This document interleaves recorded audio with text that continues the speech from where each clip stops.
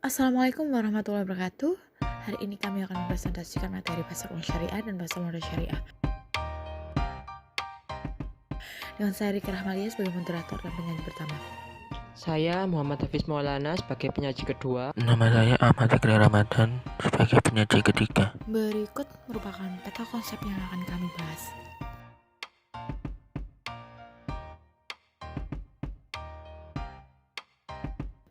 Baiklah, yang pertama, pengertian pasar uang syariah dan pasar modal syariah. Pasar uang syariah adalah pasar uang yang dimana yang diperdagangkan adalah surat-surat berharga syariah dengan jangka waktu pendek atau kurang dari 1 tahun. Sedangkan yang dimaksud dengan pasar modal syariah adalah pasar modal yang seluruh mekanisme kegiatannya, terutama mengenai emiten atau perusahaan yang akan melakukan penjualan surat-surat berharga atau melakukan emisi di bursa. Jenis efek yang diperdagangkan telah sesuai dengan prinsip-prinsip syariah. Yang kedua, pasar uang antar bank. Pasar uang antar bank pada dasarnya adalah kegiatan pinjam-meminjam dana antar satu bank dengan bank lainnya untuk jangka waktu pendek. Ketentuan khusus pasar uang antar bank, akad yang dapat digunakan dalam pasar uang antar bank berdasarkan prinsip syariah adalah mudharabah, musyarakah, akad, wadiah, dan asraf. Yang ketiga, dasar hukum pasar uang antar bank berdasarkan prinsip syariah dan pasar modal syariah. Dasar hukumnya hampir sama, yakni firman Allah SWT surat Al-Nisa ayat 58, yaitu sesungguhnya Allah menyuruh kamu menyampaikan amanat kepada yang berhak menerima, dan apabila kamu menetapkan hukum di antara manusia, hendaklah dengan adil. Dan berikutnya menurut hadis Nabi SAW, perdamaian dapat dilakukan di antara kaum muslim kecuali perdamaian yang mengharamkan yang halal atau menghalalkan yang haram, dan kaum muslim terikat dengan syarat-syarat mereka kecuali syarat yang mengharamkan yang halal atau menghalalkan yang haram. Hadis riwayat Tirmizi dari Amr bin Auf. Yang keempat, mekanisme pasar uang antar bank dan pasar modal berdasarkan prinsip syariah. Untuk memahami mekanisme pasar uang antar bank syariah dapat digambarkan sebagai berikut. Yang pertama, bank penanam dana pada sertifikat timah melakukan pembayaran kepada bank penerbit dengan menggunakan nota kredit melalui clearing, Bliyet Giro, Bank Indonesia, atau transfer dana secara elektronis disertai tebusan sertifikat timah. Pemindahan sertifikat timah hanya dapat dilakukan oleh bank penanam dana pertama, sedangkan dana kedua tidak diperkenankan lagi memindahkan kepada bank lain sampai berakhirnya jangka waktu. Agar bank penerbit sertifikat wajib memberitahukan kepada pemilik sertifikat tersebut kepada bank penerbit. Yang ketiga, pada saat sertifikat timah jatuh waktu, penyelesaian transaksi dilakukan oleh bank penerbit dengan melakukan pembayaran kepada pemegang sertifikat terakhir sebesar nilai nominal investasi atau face value, sedangkan imbalan dibayar pada awal bulan berikutnya. Pembayaran tersebut dapat dilakukan dengan menggunakan nota kredit melalui clearing, Bliyet Giro, Bank Indonesia, atau transfer secara elektronis. Mekanisme pasar modal menurut syariah. Salah satu pilar dari bentuk pasar modal ideal adalah adanya infrastruktur informasi bursa efek yang transparan, tepat waktu, dan merata di publik, ditunjang oleh mekanisme pasar yang wajar. Mekanisme bursa efek yang wajar juga menyangkut kewajaran permintaan dan penawaran serta menyangkut nilai investor dalam melakukan transaksi secara umum. Mekanisme bursa efek yang wajar menurut syariah meliputi aspek-aspek berikut. Yang pertama, kewajaran penawaran menjual efek yang belum dimiliki. Prinsip syariah melarang suatu pihak untuk menjual barang atau efek yang belum dimiliki. Yang kedua, kewajaran penawaran mengganggu jumlah efek yang beredar. Prinsip syariah melarang gangguan pada penawaran yang dicontohkan dengan praktek menimbun barang dan praktek membeli hasil pertanian dari petani sebelum petani tersebut sampai di pasar. Yang ketiga, kewajaran permintaan. Adanya permintaan palsu. Prinsip syariah melarang suatu pihak membeli atau mengajukan permintaan untuk membeli tanpa memiliki kebutuhan dan daya beli. Yang keempat, yang terakhir, kewajaran kekuatan pasar, likuiditas perdagangan. Pasar yang wajar akan menghasilkan harga transaksi yang wajar sehingga disebut dengan harga pasar wajar.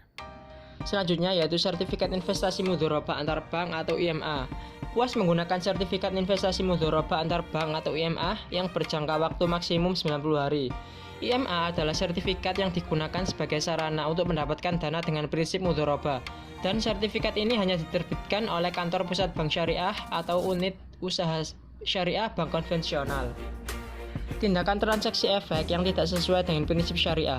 Transaksi yang mengandung unsur yang dilarang antara lain yang pertama najasi, merupakan tindakan menawar barang dengan harga lebih tinggi oleh pihak yang tidak bermaksud membeli untuk menimbulkan kesan bahwa banyak pihak yang berminat membelinya. Yang kedua yaitu bai al-ma'dum atau jual kosong, adalah jual beli yang objeknya tidak ada pada saat akad, atau jual beli atas barang padahal penjual tidak memiliki barang yang dijualnya. Yang ketiga yaitu ikhtikar atau penimbunan, yaitu membeli suatu barang yang sangat diperlukan masyarakat pada saat harga mahal dan menimbunnya dengan tujuan untuk menjual kembali pada saat harganya mahal. Yang keempat yaitu manipulasi atau tadlis, merupakan tindakan menyembunyikan kecacatan objek akad yang dilakukan oleh penjual untuk mengelabui pembeli seolah-olah objek itu tidak cacat. Yang kelima, taghrir, merupakan upaya mempengaruhi orang lain baik dengan ucapan maupun tindakan yang mengandung kebohongan agar terdorong untuk melakukan transaksi. Yang keenam, ghish, yaitu curang dalam berdagang. Maksudnya adalah penjual menampilkan barang yang tidak sesuai dengan hakikatnya atau ia menyembunyikan cacat barang. Ketujuh yaitu zoben kaishi, merupakan ketidakseimbangan antara dua barang atau objek yang dipertukarkan dalam suatu akad, baik kualitas maupun kuantitasnya. Yang kedelapan yaitu riba, adalah penetapan bunga atau melebihkan jumlah pinjaman saat mengembalikan berdasarkan persentase tertentu dari jumlah pinjaman pokok yang dibebankan kepada peminjam. Selanjutnya yaitu akad dalam transaksi efek syariah. Akad syariah yang digunakan antara lain yang pertama yaitu ijaroh, yaitu perjanjian atau akad ketika pihak pemberi sewa atau pemberi jasa berjanji kepada penyewa atau pengguna jasa untuk menyerahkan hak pengguna atas pemanfaatan atas suatu barang atau memberikan jasa yang dimiliki pemberi sewa atau pemberi jasa dalam waktu tertentu dengan pembayaran sewa atau upah atau ujrah tanpa diikuti dengan beralihnya hak atas kepemilikan barang yang menjadi objek ijaroh. Yang kedua yaitu kafalah, yaitu perjanjian atau akad ketika pihak penjamin atau kafil berjanji memberikan jaminan kepada pihak yang dijamin atau debitor untuk memenuhi kewajiban pihak yang dijamin kepada pihak lain atau kreditor. Yang ketiga yaitu mudharabah, yaitu perjanjian atau akad ketika pihak yang menyediakan dana atau sahib al-mal berjanji kepada pengelola usaha atau mudharib untuk menyerahkan modal dan pengelola atau mudharib berjanji untuk mengelola modal tersebut. Yang keempat wakalah, yaitu perjanjian atau akad ketika pihak yang memberi kuasa atau mewakil memberikan kuasa kepada pihak yang menerima kuasa atau wakil untuk melakukan tindakan atau perbuatan tertentu. Yang kelima bai al-ma'dun, yaitu melakukan penjualan atas barang atau efek syariah yang belum dimiliki atau short selling. Yang keenam istisna, adalah perjanjian atau akad antara pihak pemesan atau pembeli atau mustasni dan pihak pembuat atau penjual atau sani untuk membuat objek istisna yang dibeli oleh pihak pemesan atau pembeli atau mustasni dengan kriteria, persyaratan, dan spesifikasi yang telah disepakati kedua belah pihak.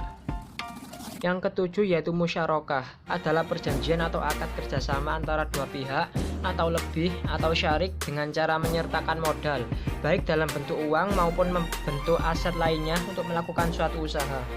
Yang selanjutnya yaitu pengenalan produk syariah di pasar modal. Sampai saat ini, efek syariah yang telah diterbitkan di pasar modal Indonesia meliputi saham syariah, sukuk, dan unit penyertaan dari reksadana syariah. Yang pertama yaitu saham syariah.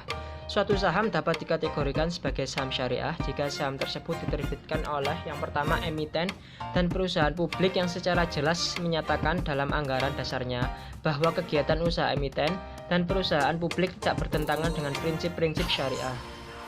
Yang kedua, emiten dan perusahaan publik yang tidak menyatakan dalam anggaran dasarnya bahwa kegiatan usaha emiten dan perusahaan publik tidak bertentangan dengan prinsip-prinsip syariah, namun memenuhi kriteria sebagai berikut.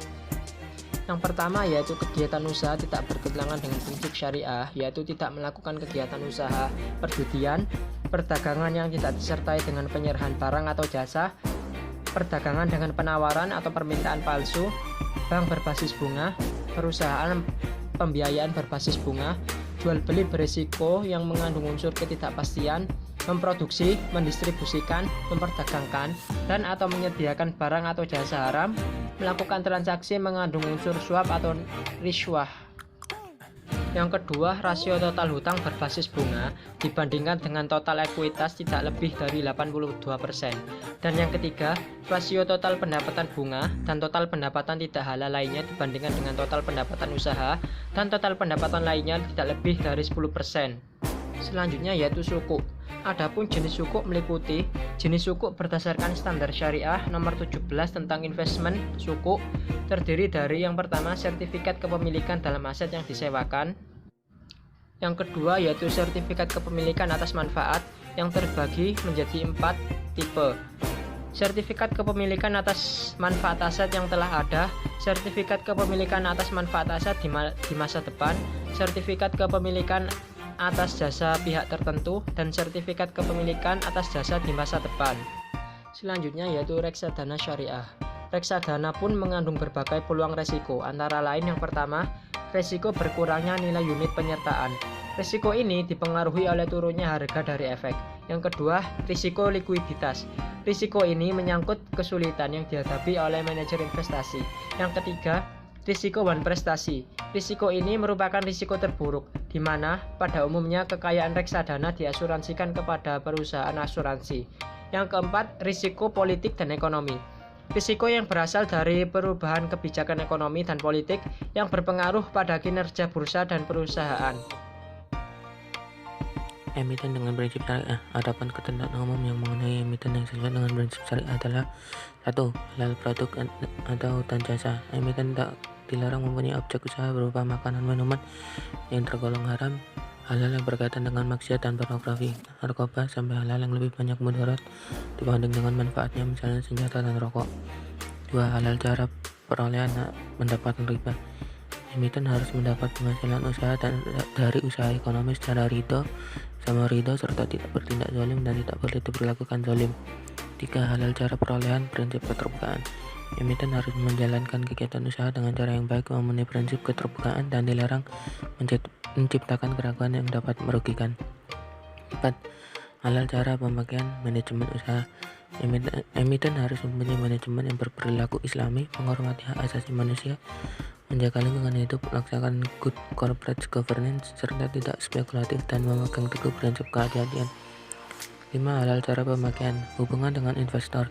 Emiten harus mempunyai pembuktian yang jelas dan sebaiknya terpisah mengenai kegiatan usaha yang dibiayai sehingga dapat dinyatakan dengan transparan dan adil manfaat atau hasil usaha yang diperoleh pada kegiatan usaha yang dibayari. Kegiatan pasar modal menurut syariah. 1. Investasi keuangan syariah. Saham investasi keuangan menurut syariah harus terkait secara langsung dengan suatu aset atau kegiatan usaha yang spesifik dan menghasilkan manfaat. 2. Investasi keuangan tidak langsung atau reksadana. Investor juga dapat meminta pihak lain yang dipercaya dan dipandang lebih memiliki kemampuan mengelola investasi sehingga timbul kebutuhan akan manajer investasi yang memahami investasi secara syariah dan kebutuhan akan reksadana syariah. 3. Pembiayaan usaha syariah obligasi. Dalam konsep syariah, pembiayaan dapat terjadi karena ada suatu pihak yang memberikan dana untuk memungkinkan suatu transaksi. Indeks harga syariah. Melalui indeks syariah diharapkan investor lebih mendapatkan transparansi akan laporan keuangan yang disumbangkan oleh para praktisi. Pemenuhan ketentuan syariah, sehingga di pasar modal yang telah maju diperlukan adanya tolak ukur atau benchmark yang umumnya berupa suatu indeks harga, misalnya indeks harga saham. Di samping sebagai tolak ukur, indeks syariah diperlukan meningkatkan kepercayaan investor dari untuk mengembangkan reksadana syariah. Indeks saham syariah. Indeks saham syariah Indonesia atau ISSI merupakan indikator dari kinerja pasar saham yang syariah Indonesia. Konstituen ISSI adalah seluruh saham syariah yang tercatat di BII dan masuk ke dalam daftar efek syariah atau DES yang diterbitkan oleh OJK. Artinya BII tidak melakukan seleksi saham syariah yang masuk dalam ISSI atau Jakarta Islamic Index JII. Jakarta Islamic Index atau JII adalah indeks saham syariah yang pertama kali diluncurkan di pasar modal Indonesia pada tanggal 3 Juli 2000. BEI menentukan dan melakukan seleksi saham syariah yang menjadi konstituen JII. Adapun kriteria likuiditas yang digunakan dalam menyeleksi 30 saham syariah yang menjadi konstituen JII adalah sebagai berikut. 1. Saham syariah yang masuk dalam konstituen indeks saham syariah Indonesia atau ISSI telah tercatat selama 6 bulan terakhir. 2. Dipilih 60 saham berdasarkan urutan rata-rata kapitalisasi pasar tertinggi selama 1 tahun terakhir. 3. Dari 60 saham tersebut, kemudian dipilih 30 saham berdasarkan rata-rata nilai transaksi dari harian di pasar reguler tertinggi. Yang keempat terakhir, 30 saham yang tersisa merupakan saham terpilih.